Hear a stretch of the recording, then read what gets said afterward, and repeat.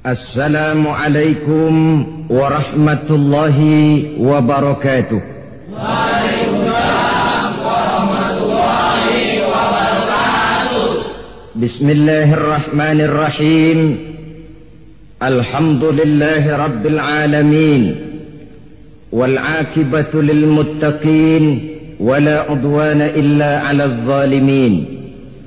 Wassalatu wassalamu ala ashrafil anbiya'i wal mursalin, imamil muttaqin, sayyidil ghurril muhajjalin, wa ala alihi wa ashabihil mujahidin at-tahirin, amma ba'du.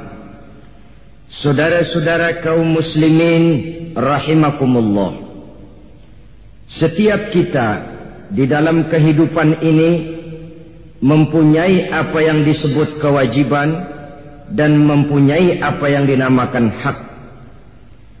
Keduanya selalu berjalan seiring, di mana yang satu tidak bisa dipisahkan dengan yang lain.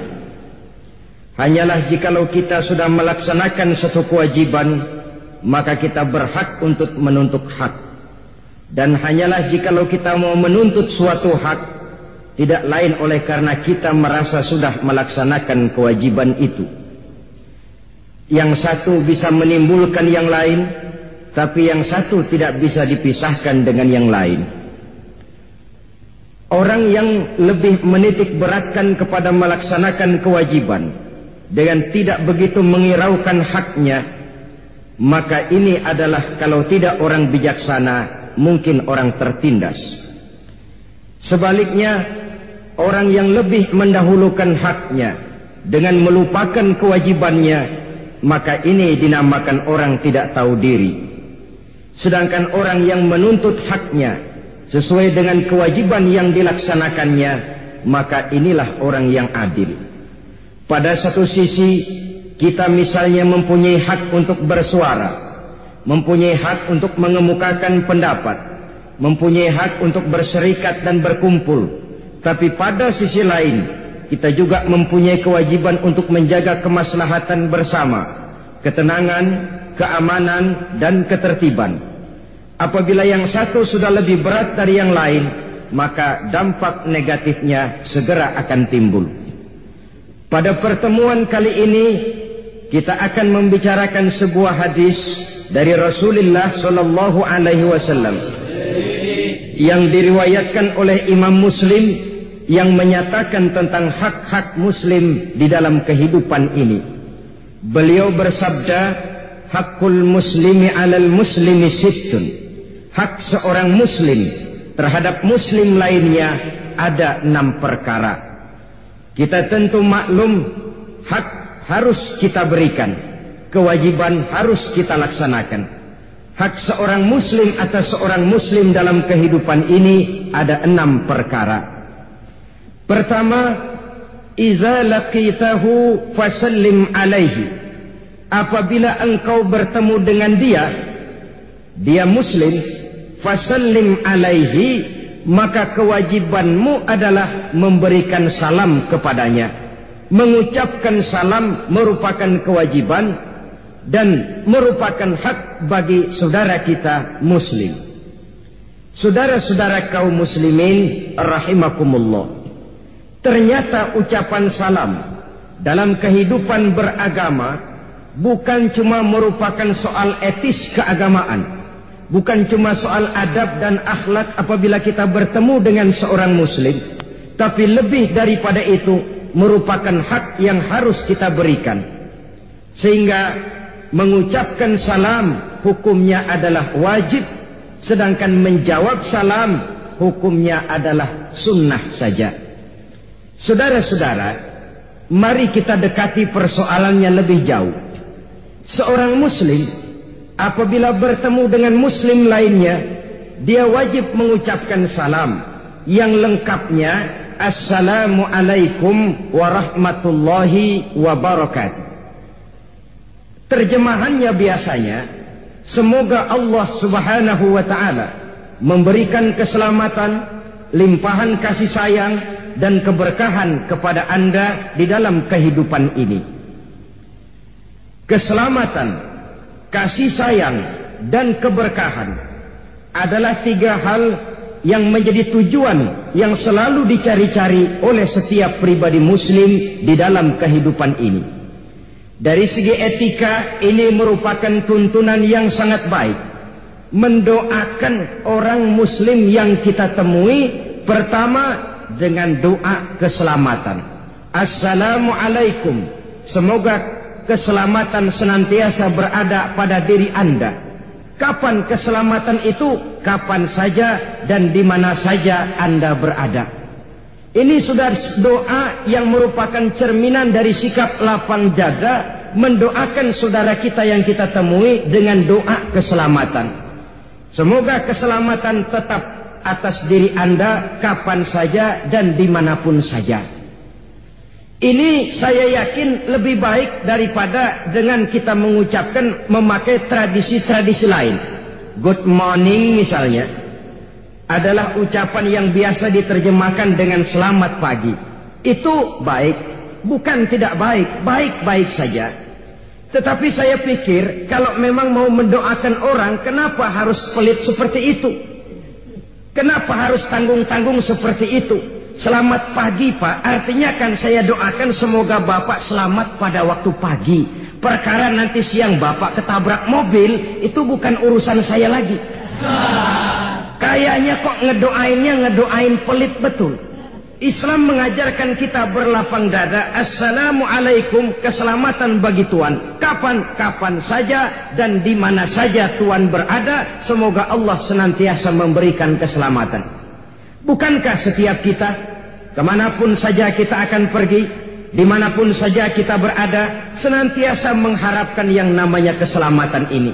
Rasanya bagaimanapun banyak harta kita miliki, bagaimanapun bagus rumah kita tinggali, bagaimanapun tinggi kedudukan yang kita pegang, jikalau diri ini jauh dari keselamatan, hidup tidak akan pernah membawa ketenangan dan ketentraman. Kemana saja kita senantiasa menginginkan selamat. Sejak dari dunia ini sampai ajal datang merenggut nyawa, masuk kita ke alam kubur atau alam barzah, di sana pun kita ingin mendapat keselamatan. Dibangkitkan kita berkumpul di padang mahsyar, di sana pun kita ingin mendapat keselamatan. Dihisab kita di mizan, di sana pun kita ingin beroleh keselamatan. Berjembat kita di atas sirat, di situ pun kita ingin mendapat keselamatan, sampai pada akhirnya masuk ke dalam surga. Keselamatan di dunia ini barangkali kita bisa usahakan kalau duit kita rada banyakan dikit. Hansip bisa kita sewa, polisi bisa kita minta bantuannya, tetangga-tetangga bisa kita minta bantuan untuk menjaga keselamatan. Tapi setelah kita masuk ke alam barzah, bahkan dimulai sejak datang malaikat maut, kalau malaikat maut datang dan kita ingin selamat, tidak ingin dicengkeram oleh malaikat maut, hansip mana yang kuat lawan itu yang satu itu? Tentara dan polisi mana yang sanggup menghadapi malaikat maut? Masuk kita ke alam barzah, pasukan PBB sekalipun tidak akan tahan untuk memberikan keselamatan jikalau kita sudah masuk ke alam barzah. Berkumpul lagi kita di padang mahsyar, siapa yang bisa memberikan keselamatan? Lewat kita di atas sirat, kemana hendak mencari dan minta tolong agar kita selamat? Padahal kita terus dan selalu ingin memperoleh keselamatan itu. Oleh karenanya, ini merupakan doa manakala kita bertemu dengan seorang muslim. Assalamualaikum, keselamatan atas kamu. Efek psikologisnya, pengaruh batiniahnya lain. Kalau kita berada di luar negeri, bertemu dengan saudara kita, dia mengucapkan selamat pagi mas, dalam hati, oh ya, teman sebangsa setanah air. Tapi kalau sudah bertemu dengan seseorang, dia mengucapkan assalamualaikum, kesan batinnya jauh lebih dalam. Ya Allah, ini muslim, saudara saya, seiman, sekeyakinan, senasib, seperjuangan. Ada kesan lebih mendalam dari ucapan salam ini. Di samping rasa lebih mendekatkan rasa cinta karena mendoakan keselamatan. Maka pantas kalau Nabi sangat menganjurkan kita menebarkan salam. Beliau bersabda, ya ayyuhan nas ufsus salam wasilul arham wa sallu bil laili wan nasu niyam tadkhulul jannata bis salam. Wahai manusia, ufsus salam, tebarkanlah salam. Kemanapun saja kamu berada, berikan salam kepada saudaramu muslim. Jangan menunggu karena kita lebih tua. Kan gua tuaan, pengen tahu kalau dia kagak ngucapin salam duluan, gua diem aja dah. Kata Nabi, dua orang muslim apabila bertemu, yang terbaik adalah yang lebih dulu mengucapkan salam. Jadi bukan soal tuaan mudaan, yang terbaik di antara dua orang muslim apabila bertemu, yang lebih dulu mengucapkan salam. Demikian penting menebarkan salam ini. Nabi katakan ufsus salam, tebarkan salam di antara kamu. Kalau kita ambil pengertian harfiahnya, menebarkan salam artinya gemar mengucapkan assalamualaikum kepada saudara kita muslim yang kita temui. Dalam pengertian hakikinya, menebarkan salam artinya hidup senantiasa menebarkan perdamaian, ketenangan, keamanan, kemaslahatan di tengah masyarakat. Pantang seorang muslim jadi biang kerok di tengah masyarakatnya. Kemanapun dia pergi, dia selalu menebarkan kedamaian, ketenangan, keamanan, dan tidak menjadi biang kerok bagi lingkungannya. Sehingga kalau dia ada, orang gembira. Kalau dia tidak ada, orang cari. Kalau dia bersedih, kalau dia pergi, orang pun bersedih. Sebaliknya, yang namanya mental kerok, kalau dia ada, orang susah. Di mana aja kalau dia ada, orang susah. Ada dia, kacau dah nih, kacau dah. Di mana saja kalau dia ada, mesti yang timbul kekacauan. Kalau dia nggak ada, orang girang. Kalau dia pergi, orang malah gembira. Kalau dia mati, nggak ada yang meneteskan air mata, malah orang bersyukur. Itu tanda di antara tanda-tanda kerok, menebarkan kedamaian. Saudara-saudara, sampai-sampai dikatakan mencuri salam itu bagus. Ya, di antara mencuri, yang bagus adalah mencuri salam. Ini jangan salah paham. Dulu ada santri ngajinya ngantuk. Kata kiainya, anak-anak mencuri salam itu bagus. Karena ngaji sambil ngantuk, salah dengar. Dia dengar mencuri ayam bagus. Sudah pulang habis ayam tetangga. Ketika ditangkap, kenapa kamu mencuri ayam? Kata kiai, mencuri ayam itu bagus. Bukan kiainya ngajarin mencuri ayam bagus, ngajinya ngantuk. Maksud mencuri salam itu bagaimana? Misalnya kita sedang lewat, ada orang mau bertamu ke rumah yang kita lewati itu. Di depan pintu dia mengucapkan assalamualaikum. Kita sambil lewat menjawab waalaikumsalam. Tanpa setahu dia, itu namanya mencuri salam. Dan di antara mencuri, yang bagus cuman mencuri salam. Saudara-saudara kaum muslimin rahimakumullah, pesan Nabi yang pertama tadi ufsus salam, tebarkan salam. Yang kedua, wasilul arham, bersilaturahmi di antara kamu. Yang ketiga, wasallu bil laili wan nasu niyam, dan sembayanglah di keheningan malam pada waktu manusia sedang tidur. Kalau tiga ini kamu laksanakan, tadkhulul jannata bisalam, kamu akan masuk surga dengan aman, kamu akan masuk surga dengan selamat. Syaratnya tiga tadi itu. Pertama, ufsus salam, tebarkan salam, tebarkan kedamaian dan ketenangan di tengah masyarakat. Yang kedua, ikat tali silaturahmi. Yang ketiga, bangun di keheningan malam pada saat orang lain sedang tidur.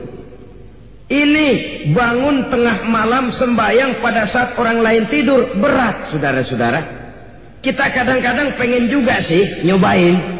Niat ntar malam nih bangun mau sembahyang malam, setel beker.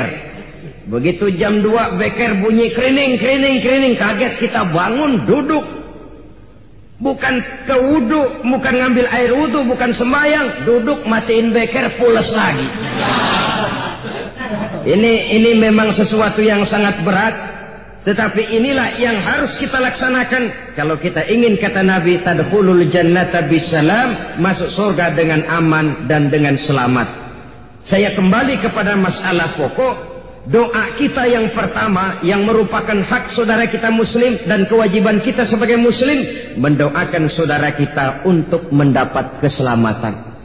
Tidak ada hasud, tidak ada iri, tidak ada dengki hati. Kemanapun saudara kita akan pergi, dengan tulus kita mengucapkan Assalamualaikum, semoga Allah senantiasa memberikan limpahan keselamatan kepada kamu bersemua.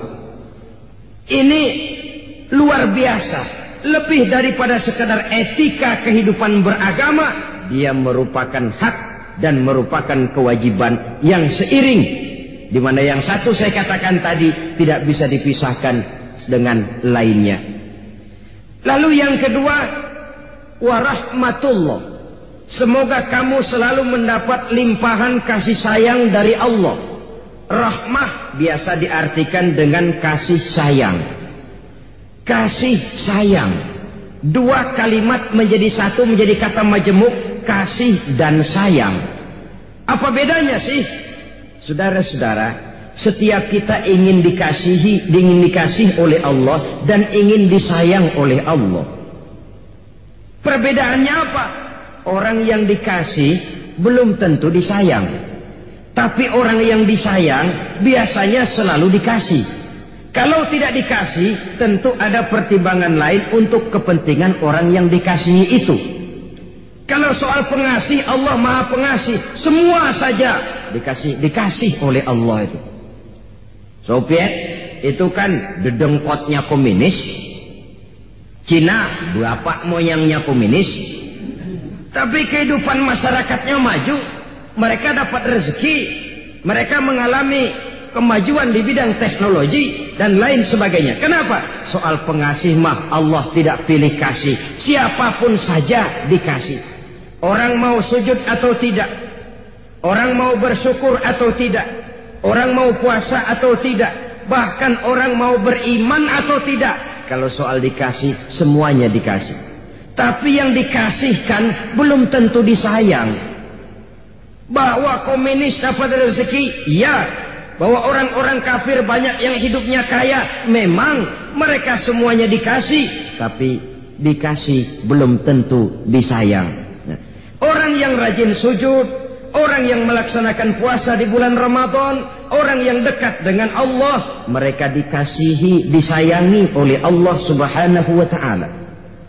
Kalau disayang oleh Allah, tentu dikasih.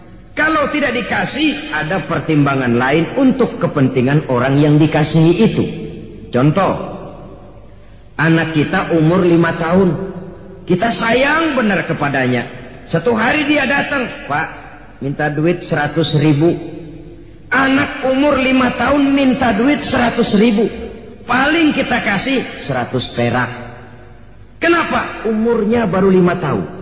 Apa artinya uang 100.000 kalau jatuh di tangan anak berumur 5 tahun? Makin dewasa dia akan semakin besar pemberian kita. Kenapa? Pada saat itu pemberian kita sudah bisa dipertanggungjawabkan. Begitulah kita dalam pandangan Allah. Kalau minta rezeki, belum pernah saya dengar ada orang Islam minta rezeki, ya Allah berikanlah saya rezeki dikit aja ya Allah. Belum pernah.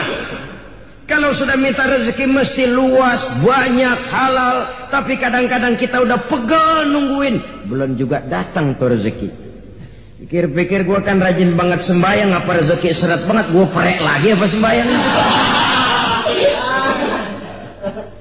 Saudara-saudara kaum muslimin rahimakumullah, ada pertimbangan lain untuk kemaslahatan kita. Allah toh senantiasa memberikan yang terbaik untuk kita.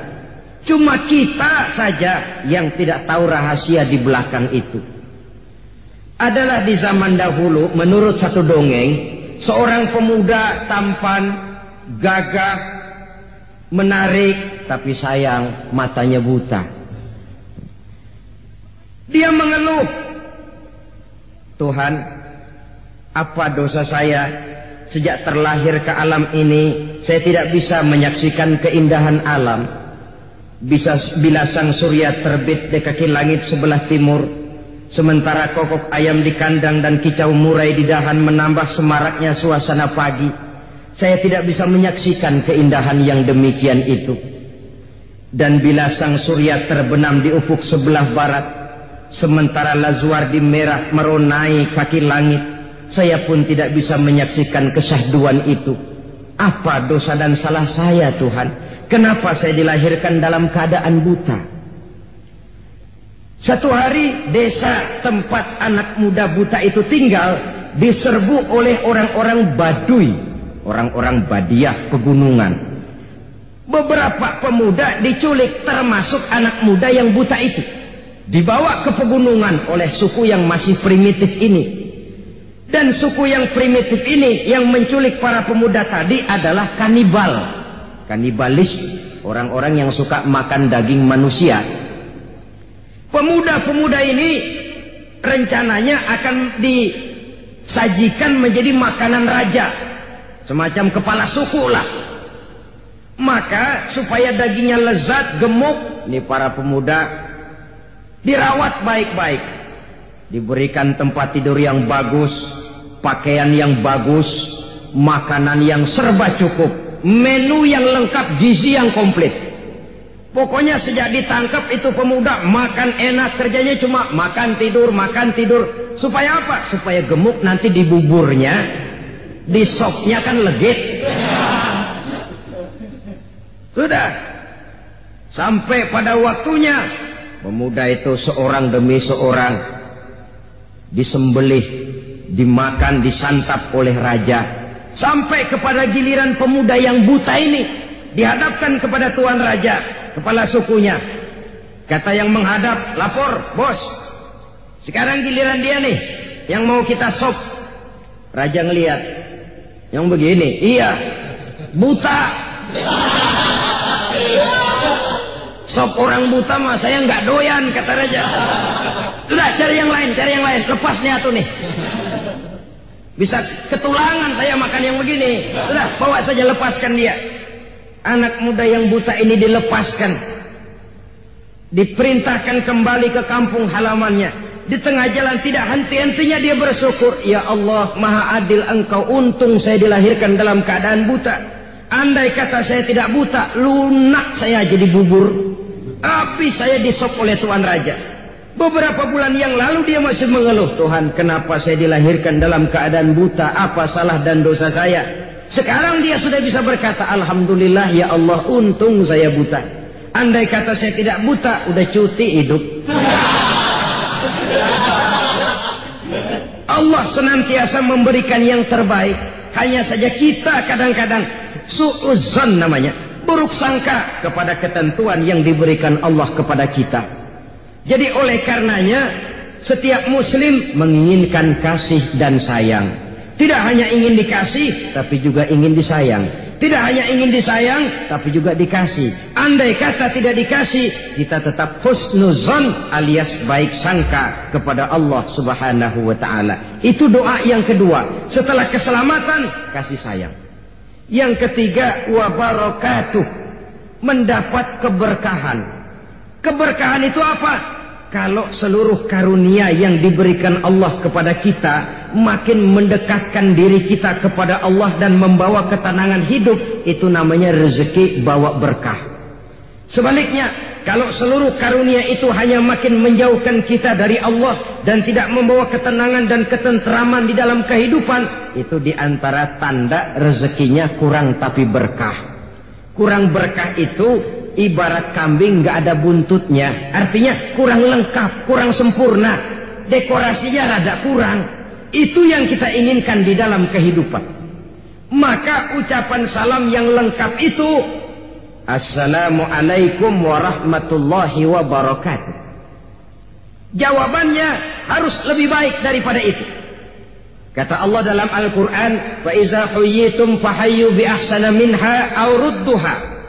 Apabila kamu diberikan satu salam, jawablah dengan yang lebih baik dari salam yang diucapkannya, atau setidaknya sama dengan yang diucapkannya. Kalau dia cuma mengucapkan Assalamualaikum, kita kalau ingin lebih baik, Waalaikumsalam warahmah, Waalaikumsalam warahmatullah. Lebih baik dia cuma salam, kita sampai kepada rahmatullah. Kalau dia Assalamualaikum warahmatullah, kita lebih baik Assalamualaikum warahmatullah wabarakatuh. Kalau dia Assalamualaikum warahmatullah wabarakatuh, kita ingin menjadi yang lebih baik Waalaikumsalam warahmatullahi wabarakatuhu waridwanu, dan selanjutnya. Kita kan kadang-kadang pelit benar, orang benar-benar ngucapin salam Assalamualaikum warahmatullahi wabarakatuh, kita sembari ngempet alamat lam.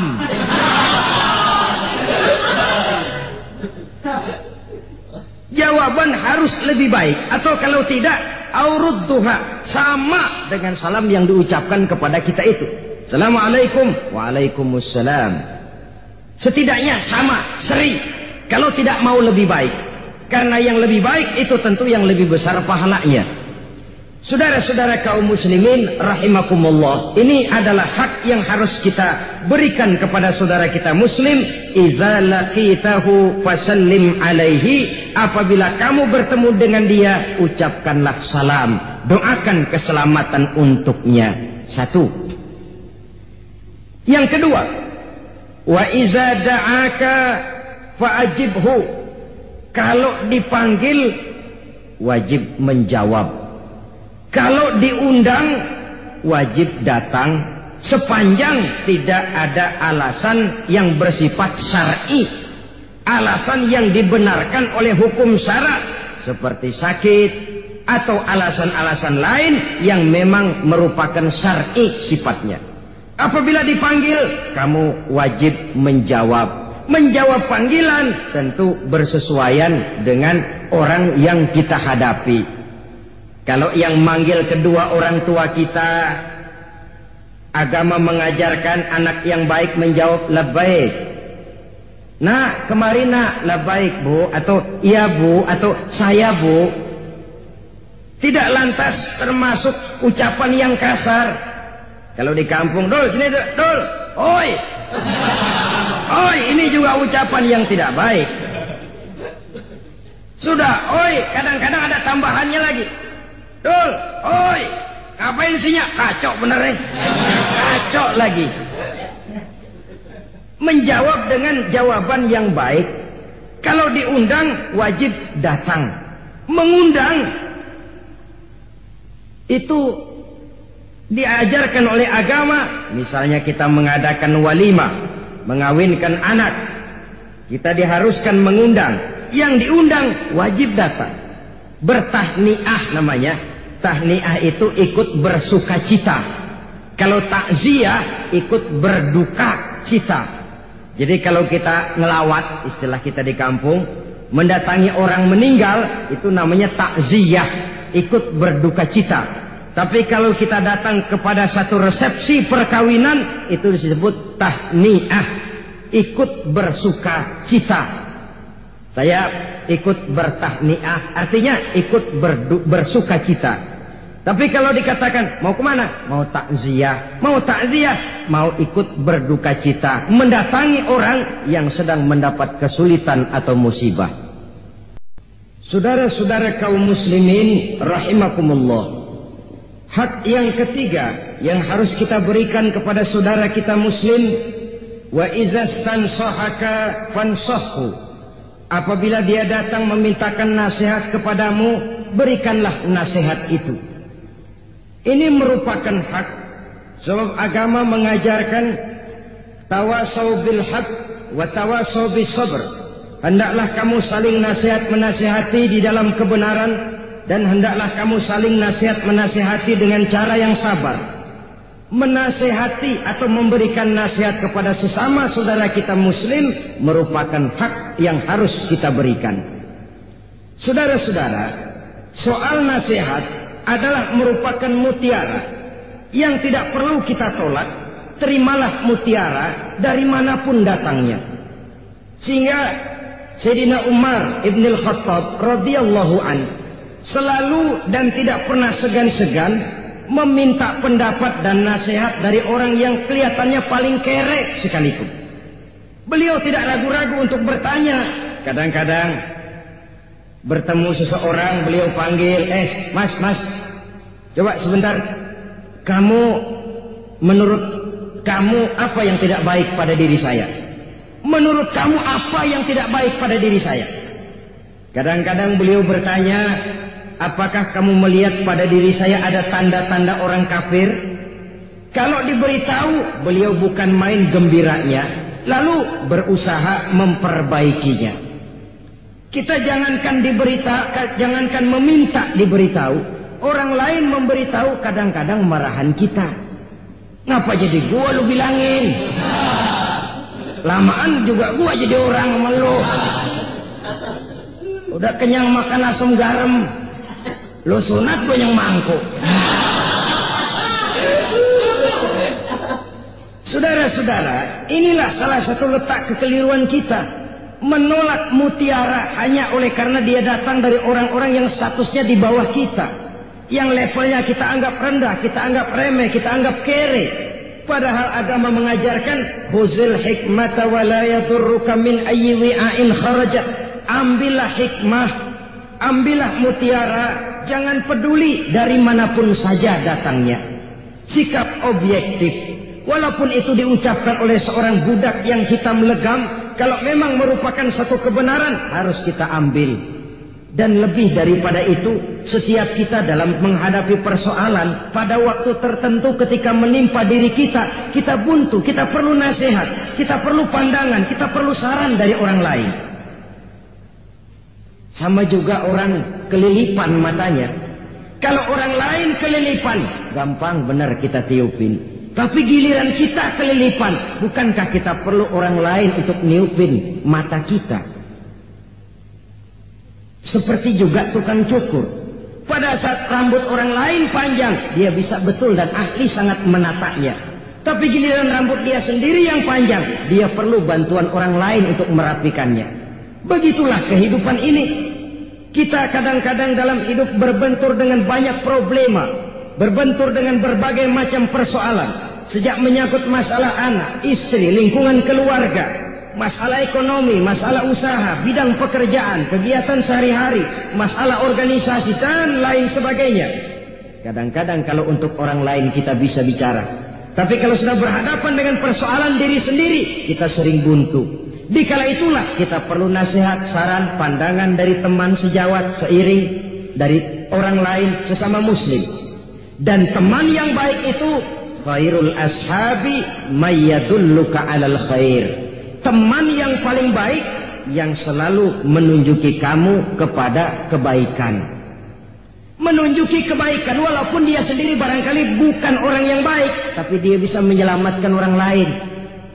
Dia sendiri tukang mabuk umpamanya, tapi ketika temannya teler, lo jangan teler, lo jangan dah, jangan.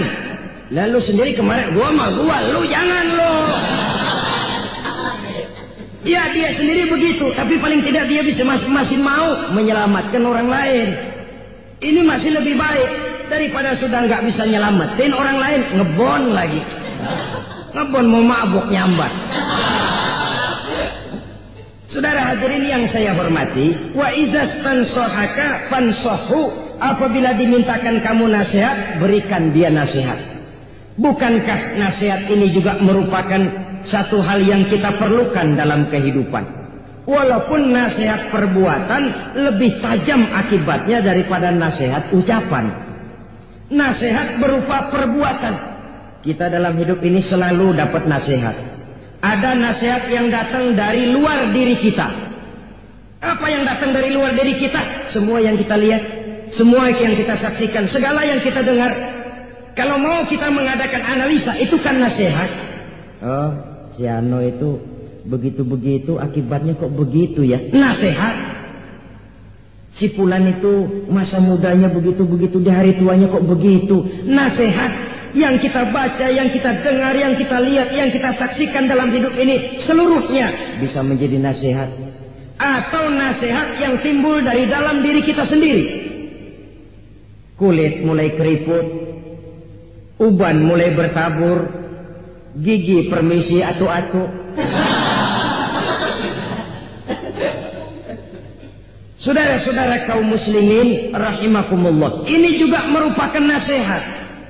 Wa man nu'ammirhu nunakkishu fil khalqi afala ta'qilun. Siapa yang kami panjangkan umurnya, kami kurangkan bentuk kejadiannya, Apakah tidak mereka memikirkan problema itu? Tidakkah mereka melihat gejala itu?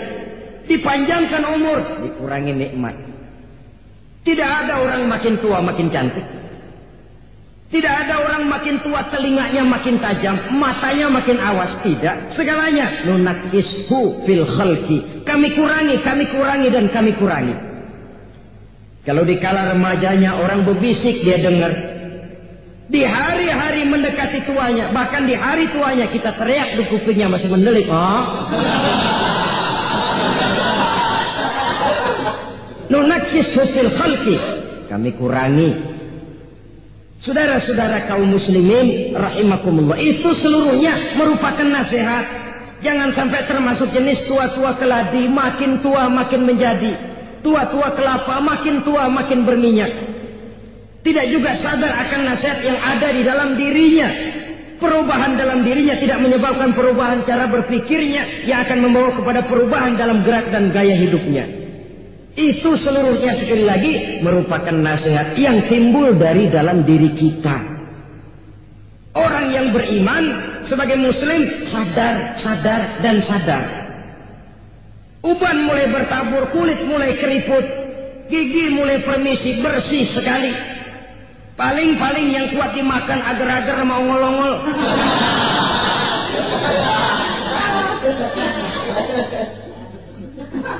Bukankah itu merupakan satu nasihat pertanda bahwa kereta akan segera berangkat?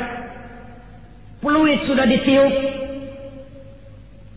Sementara dari cerobong asap mulai mengepul, kereta sudah akan segera berangkat. Kalau pada saat kereta berangkat kita masih saja berdiri di luar gerbong, pada saat kereta mau berangkat, pada saat ajal mau datang kita masih hidup di luar agama, kita akan ketinggalan kereta. Akibatnya sudah bisa dibayangkan, kita akan tersesat, terlantar, orang lain sampai ke tujuan, kita masih bengong nungguin kereta, padahal kereta sudah berangkat, kita yang tertinggal. Alangkah malangnya orang-orang yang tidak mau sadar bahwa peluit sudah berbunyi, bahwa asap sudah mengepul dari cerobong kereta, pertanda kereta akan segera berangkat. Dia masih tenang-tenang saja berdiri di luar gerbong. Umurnya makin tua tapi dia makin tidak mau dekat dengan agama, berdiri di luar gerbong. Itu yang saya maksud. Sampai dikala ajal datang juga dalam keadaan su'ul khatimah, jelek di penghujungnya.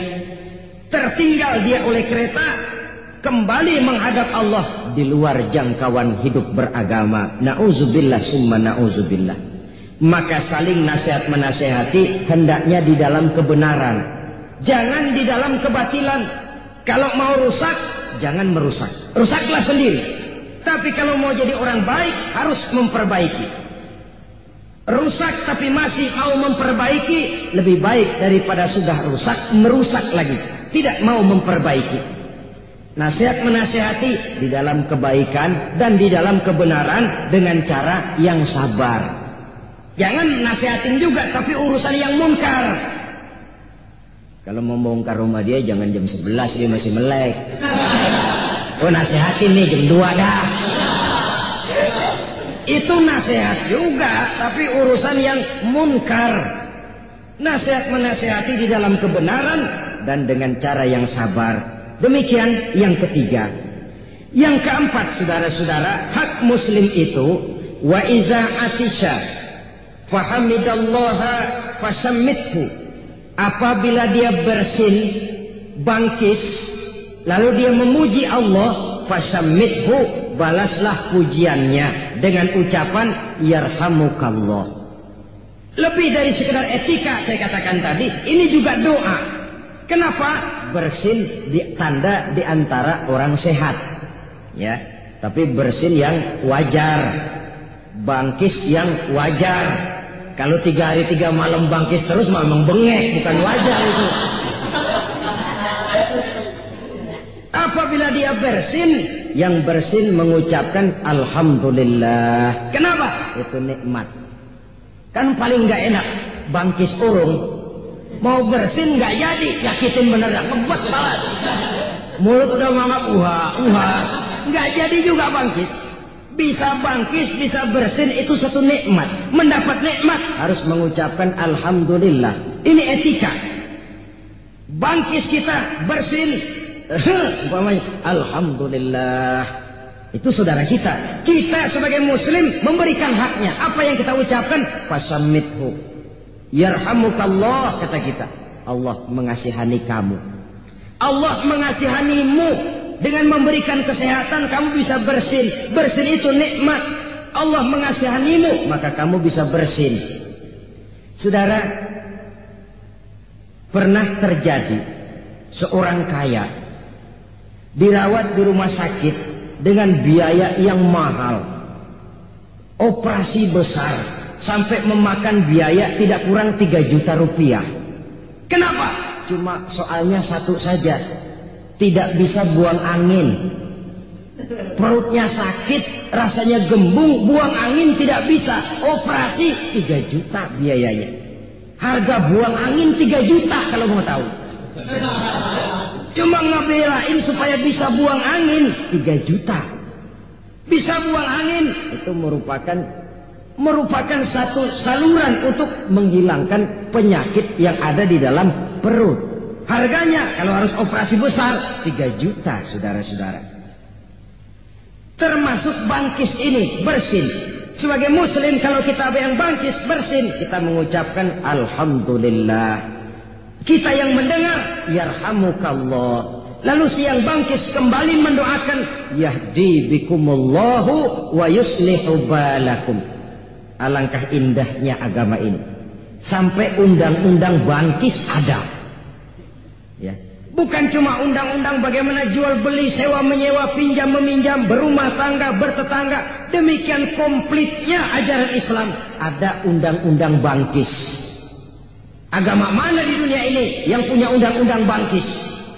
Pasal 1, kalau bangkis harus mengucapkan alhamdulillah. Lebih etis lagi kalau mulutnya agak sedikit ditutup. Jangan mentang-mentang itu nikmat lalu terbuka benar sampai hujan lokal. Yang kedua, buat yang mendengar harus mendoakan dengan yarhamukallah. Yang ketiga, balik doa dari ucapan orang yang bangkis, yahdi bikumullah, semoga Allah senantiasa memberikan hidayah kepadamu, wa yuslihu balakum, dan selalu memperbaiki keadaanmu. Indah benar agama ini. Yang bangkis memuji Allah, yang mendengar mendoakan, yang didoakan balik lagi mendoakan. Saling doa mendoakan, doa bid-doa. Kita kadang-kadang bersin itu kan kita bawa guyon. Kalau bangkis umpamanya atau hacir dan sebagainya. Saudara, saya tidak mengatakan jelek, tapi tentu tidak diajarkan oleh agama. Yang diajarkan begitu bersin, bangkis, ucapkan alhamdulillah. Yang mendengar, yarhamukallah. Balik doakan, yahdi bikumullahu wa yuslihu balakum. Semoga Allah memberikan petunjuknya kepadamu dan memperbaiki keadaanmu. Kelihatannya remeh, masalahnya kecil. Tapi kalau yang kecil kita anggap kecil lalu tidak kita amalkan, bagaimana kita akan terdorong melaksanakan yang lebih besar lagi? Bukankah berangkat dari sini kita berarti menghidupkan tradisi agama dalam kehidupan sehari-hari? Saya selalu mengingatkan, mentradisikan agama, mengagamakan tradisi tidak baik, tapi mentradisikan agama itu yang baik. Marilah mentradisikan agama, jangan mengagamakan tradisi. Mentradisikan agama artinya menjadikan agama sebagai pakaian, sebagai kebiasaan dalam kehidupan kita sehari-hari. Sejak kita mau tidur, sampai kita bangun dari tidur, sampai kita menuju kamar mandi atau masuk ke WC, sampai kita berpakaian, sampai kita berdiri di muka cermin. Islam mengajarkan kok itu. Berdiri kita di depan kaca, liatin potongan kita. Oh, begini potongan gue ya. Apa yang kita ucapkan? Allahumma kama hassanta khalqi fahassin khuluqi. Wahai Allah, sebagaimana telah engkau baguskan kejadian saya, engkau baguskan potongan saya, baguskan juga kiranya akhlak saya. Jangan cuma potongan saya yang baik ya Allah, akhlak saya juga mohon dijadikan baik. Karena bagaimanapun berantakannya potongan kita, manusia makhluk yang paling baik ketimbang makhluk-makhluk Allah lainnya. Keluar kita dari rumah, bismillahi tawakkaltu 'alallah, melangkah dimulai dengan kaki kanan, mentradisikan ajaran agama. Bertemu kita teman, assalamualaikum, mentradisikan agama. Bersin kita, alhamdulillah, mentradisikan agama. Jangan mengagamakan tradisi. Yang tradisi kita anggap sebagai agama, lalu kita pegang teguh, padahal cuma sekedar satu tradisi saja. Baiklah ya, ini yang keempat. Yang kelima, saudara, hak seorang muslim, wa iza maridho fa'udhu, apabila dia sakit, jenguk. Apabila dia sakit, tengokin. Ini hak yang sakit dan kewajiban kita yang hidup. Biasanya orang mah bagaimana kita? Kalau kita tidak mau menghormati orang, jangan harap orang akan mau menghormati kita.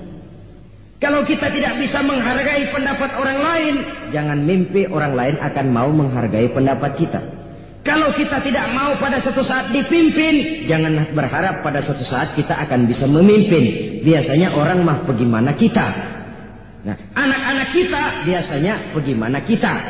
Sehingga pepatah bilang, ma fil aba fil abna. Bagaimana orang tua, kadang-kadang begitu anaknya. Artinya orang kampung kita bilang, kacang nggak buang lanjaran. Pepatah Belanda bilang, buah apel jatuhnya tidak terlalu jauh dari pohonnya. Buah apel jatuhnya tidak terlalu jauh dari pohonnya. Rasanya tidak mungkin buah apelnya di Jakarta, jatuhnya tuh buah di Bogor. Tidak mungkin. Suatu hal yang mustahil. Buah apel jatuhnya tidak terlalu jauh dari pohonnya. Artinya kelakuan anak-anak biasanya nggak terlalu jauh dari bagaimana orang tuanya. Bagaimana sikap orang lain kepada kita, bergantung sikap kita kepada orang lain itu. Karena itu dalam Islam bukan saja yang muda harus menghormati yang tua, tapi juga yang tua harus sayang kepada yang muda. Nah, kalau yang muda nggak mau sayang, kalau yang tua nggak mau sayang kepada yang muda, jangan heran yang muda juga nggak mau ngormatin yang tua. Kenapa? Seri. Orang makan bagaimana kita? Saya ulangi ini. Dalam Islam bukan cuma yang muda wajib menghormati yang tua, tapi yang tua pun harus menyayangi yang muda. Kalau yang tua tidak sanggup mau menyayangi yang muda, jangan berharap yang muda lalu mau menghormati yang tua. Keduanya memang berkaitan. Begitulah dalam kehidupan ini, kalau kita ada teman sakit, rajin nengokin, maka insya Allah pada suatu saat jika kita kena musibah, jika kita yang sakit, teman juga rasanya merasa kehilangan. Si fulan kemana? Sakit. Sakit apa? Ayo tengokin. Berangkat. Tapi kalau kita sendiri malas, si fulan kemana? Sakit. Udah lama? 3 minggu. Keadaannya bagaimana? Ya enggak, tapi payah sih. Biarin dah, masih lamaan dia hidup. Biarin dah. Saudara, nengokin orang sakit tentu dengan etika. Ini namanya termasuk takziah nih. Nengokin orang sakit, takziah. Ikut berduka cita. Ikut merasakan beban penderitaannya. Kalau tahniah, bersuka cita, kita kondangan ke resepsi, biasanya bawa kado, bawa hadiah. Ikhlas karena Allah, tidak karena mengharapkan dia nanti bakal, kalau kita punya hajat bakal ngasih seperti kita ngasih. Tidak. Maka kita bertakziah ini, nengokin orang sakit, yang penting kita datang saja nengokin, itu sudah merupakan sugesti. Ya Allah, dia nggak lupa kok sama gue. Ya Allah, dia ingat kok. Datangnya saja sudah merupakan obat. Terlepas dari apapun yang dia bawa, karena memang orang sakit kan nggak boleh makan bebas. Kita kadang-kadang terbalik, giliran dia seger, gak pernah kita ngasih makanan. Mantak dia sakit, apa aja kita tawarin. Lu mau makan anggur? Apel. Giliran lidahnya pahit, dadakan apaan aja ditawarin. Waktu dia sehat, apa kata kue simpring diumpanin. Baru kita tawarin makanan enak, giliran dia sakit. Ya tapi itu toh baik. Hanya saja alangkah idealnya dalam keadaan sehat, di mana walaupun makanan enak, tapi kalau kagak enak makan buat apa? Lebih baik enak makan walaupun makanannya sederhana. Enak makan sama makan enak lain, saudara. Makan enak, makanannya yang enak. Enak makan, ya memang lagi kemaruk kalau orang kampung bilang. Yang enak yang mana? Yang dua-duanya enak makan, makanannya enak. Nah itu nyetel tuh.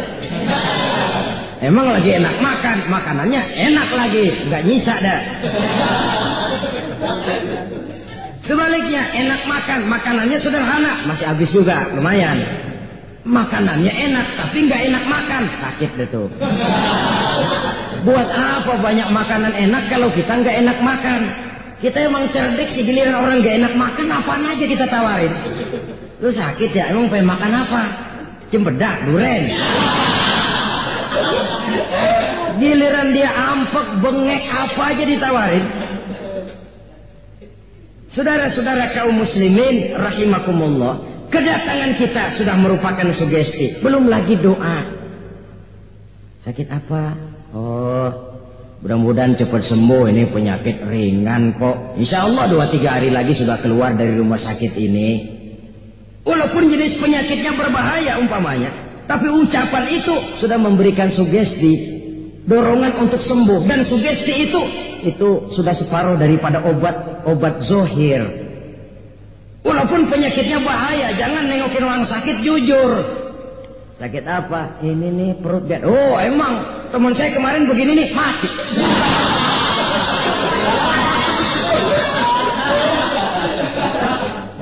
Enggak etis saudara-saudara. Mendingan di rumah aja nengokin kalau gitu.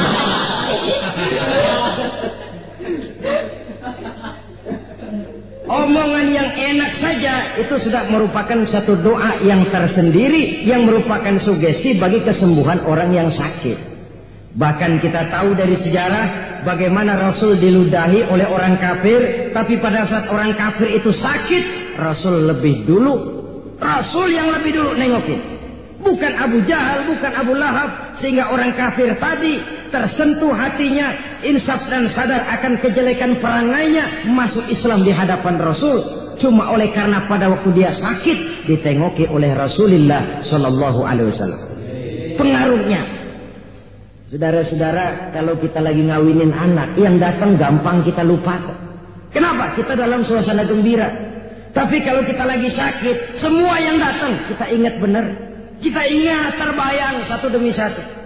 Orang yang mengingat kita dikala kita sedang mendapat kesulitan akan jauh lebih kita ingat daripada orang yang menghubungi kita pada waktu kita dalam keadaan senang. Kenapa? Dalam kondisi senang kita tidak begitu banyak berpikir macam-macam. Tapi dalam kondisi prihatin, sakit, kita memerlukan teman. Mereka datang, itu yang kita ingat benar. Sehingga kesannya lalu tertanam dengan dalam di lubuk sanubari kita. Sehingga ini akan membawa akibat lebih eratnya nilai tali silaturahmi di antara sesama kita. Wa iza maridho fa'udhu, apabila sakit tengokin. Tapi ini ukuran maksimal.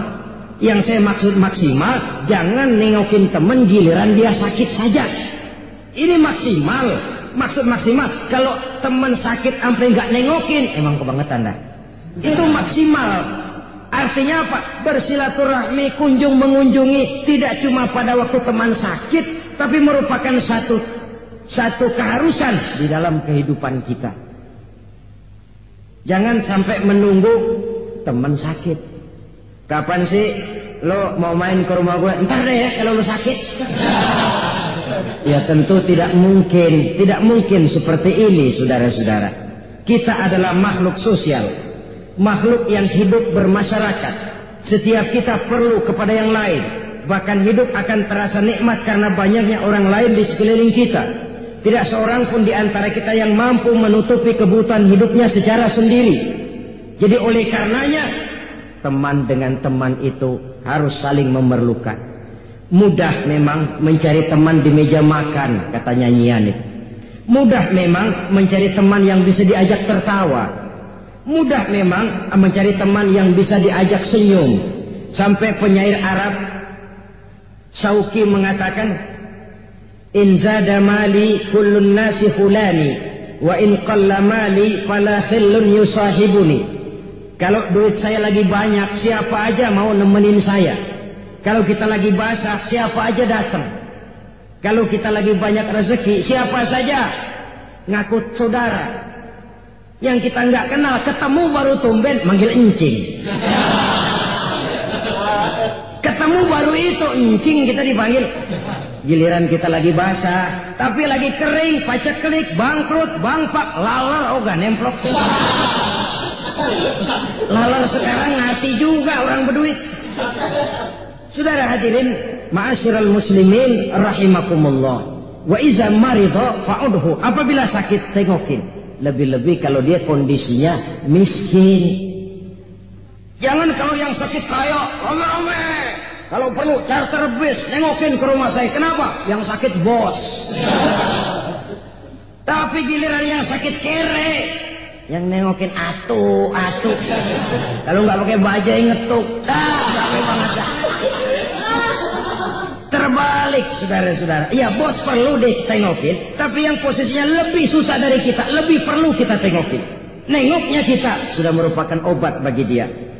Yang keenam, yang terakhir, hak seorang muslim, wa iza mata fattabi'hu. Apabila dia mati, iringi jenazahnya.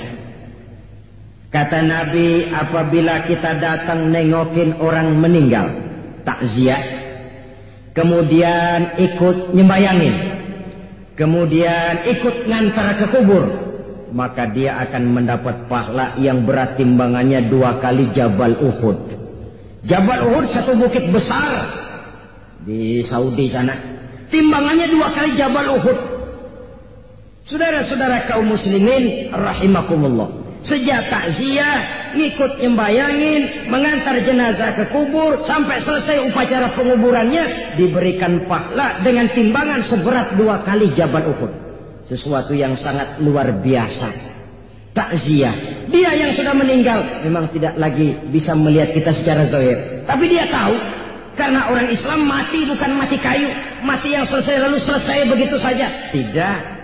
Karena itu mari kita jadikan satu kebiasaan, membantu keluarga yang mendapat musibah dan kesulitan menurut yang kita mampu. Takziah dengan adab, malam keluarga yang ditinggal kita tunggui dengan omongan nasihat yang baik, mentradisikan agama, membaca ayat-ayat suci Al-Quran, menghibur hati yang masih hidup, dan mengiringi yang sudah wafat dengan iringan doa. Sehingga dengan demikian baik hubungan kita kepada yang masih hidup, dan baik juga hubungan kita kepada yang sudah meninggal. Inilah yang kita bicarakan pada pertemuan ini, agak singkat barangkali, namun mudah-mudahan ada manfaatnya. Terima kasih atas segala perhatian, mohon maaf atas segala kekurangan. Usikum wa nafsi bitaqwallah. Wassalamualaikum warahmatullahi wabarakatuh.